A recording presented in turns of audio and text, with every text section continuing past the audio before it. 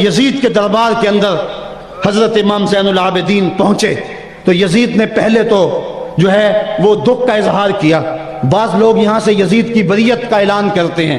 یہاں کسی نے بڑی خوبصورت بات کہی کہ قاتل کی پشیمانی مقتول کی اہمیت کو تو بڑھا سکتی ہے لیکن اس کے دامن سے قتل کے داغ کو نہیں دھو سکتی. تو اس نے یہ سب کچھ کیا، یہ بس اس کے ٹسوے تھے جو وہ بہانے لگا، لیکن بعد میں اس نے حضرت امام حسین رضی اللہ تعالی عنہ کے دانتوں کے اوپر جو ہے وہ چھڑی مارنا شروع کر دی. تو حضرت ابو برزہ اسلمی صحابی رسول وہاں موجود تھے، وہ کھڑے ہو گئے، اٹھ کے بدن کانپتا ہے ان کا، کہنے لگے ظالم ارفع قدیبہ کا، یہاں اپنی چھڑی ہٹا لے. میں نے اپنی ان آنکھوں سے دیکھا ہے کہ کان رسول اللہ صلی اللہ علیہ وسلم یلسمہ، حضور نے ان ہونٹوں کو خود چوما ہے. تو یہ کہہ کہ آپ دربار سے نکل گئے اور روتے تھے اور آپ کے بدن پہ کپڑی بھی تاری تھی. بعد میں یزید نے کہا حضرت غلطی ہو گئی اور یہ میں نہیں چاہتا تھا، بتائیں آپ کی کوئی شرط ہو. تو آپ نے فرمایا میری 4 باتیں مان لو. ان 4 باتوں میں ایک بات یہ تھی کہ سر حسین اور سر شہیداں ہمارے سپرد کر دو تاکہ ہم کربلا جا کے ان کی تدفین کر سکیں. دوسری یہ تھا کہ ہمیں مدینہ حفاظت سے پہنچا دو. تیسری شرط یہ تھی کہ مجھے جو ہے وہ جمعے کا خطبہ دینے کی اجازت دو آج دمشق جامع مسجد کے اندر. چوتھی بات آپ نے یہ فرمائی کہ قاتلان حسین جو ہے وہ میرے سپرد کرو. اس نے کہا ہاں کون ہے قاتل حسین کا؟ لوگوں نے کہا خولی ہے. خولی نے کہا میں نے قتل نہیں کیا، یہ سنان بن انس نخی نے کیا ہے. سنان بن انس نخی کو کہا ہاں تو بتا. کہنے لگا میں قتل کیوں کرنا تھا، یہ تو شمر ذی الجوشن نے کیا ہے.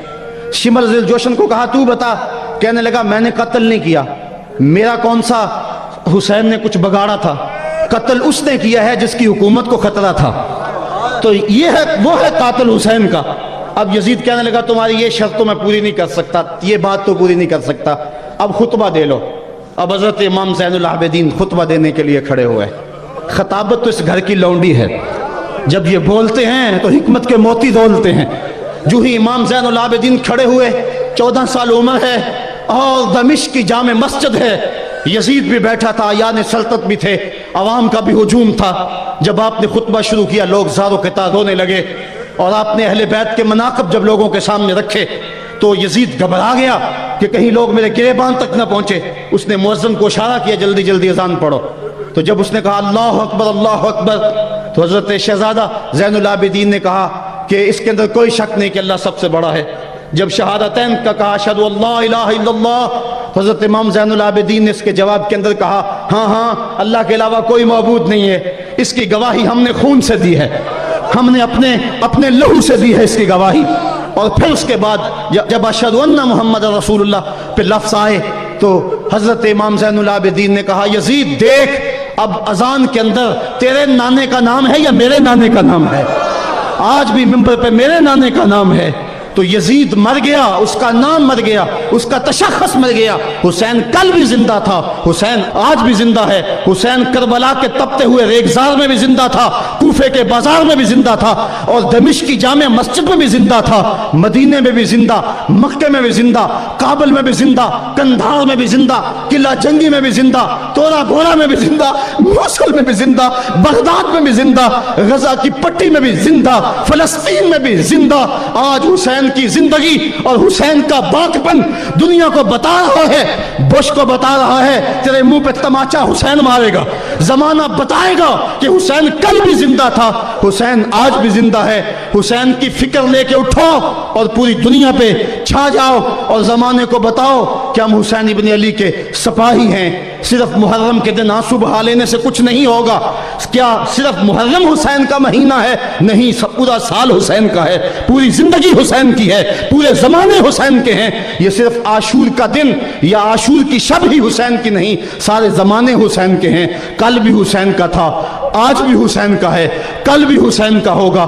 آؤ اٹھیں، قرآن کو لے کر کے حسین ابن علی نیزے کی نوک پر بھی چڑھ کے قرآن سنایا اور آج ہم اسی قرآن کی دعوت کو لے کر کے اٹھیں. حضرت امام زین العابدین یہ کربلا کے وہ شخص ہیں جنہوں نے سارا منظر اپنی آنکھوں سے دیکھا تھا.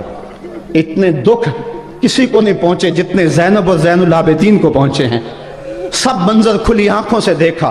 14 साल की उम्र है, बीमार हैं, तारीख बताती है उसके बाद सारी जिंदगी हजरत ज़ैनुल आबिदीन ने ठंडा पानी नहीं पिया।